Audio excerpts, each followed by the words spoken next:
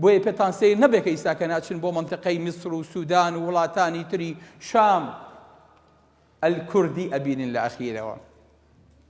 معنە هەمووی باو باپیری ئێوە بوون، سەکەنە لەوێ نیشتەجێ بوون و بە غەریبایەتی ڕۆیشتون، لە غەریبایەتیا وەفاتیان کردووە بۆی کە ئەم حکمی خوایە سەر بگرێ. بەڵام ئەمە پایەکانی حکمی سەلاحەدین بوون.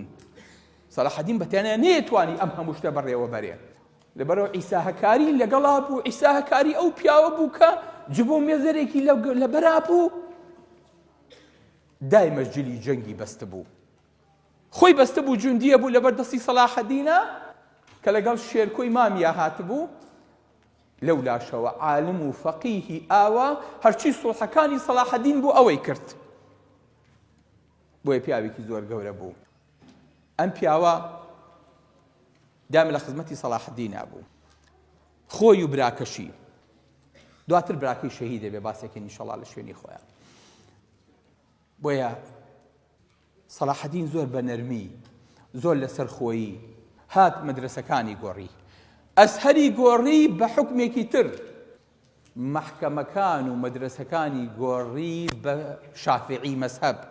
الله ناپرسن مەذهبی شافعی چۆن گەیشتە ئەو وڵاتانە؟ بەڵێ، هەموو دەرسەکان، هەموو مامۆستاکانی گۆڕی، سەر لە نوێ دیسانەوە مەدرسەی دروست کرد.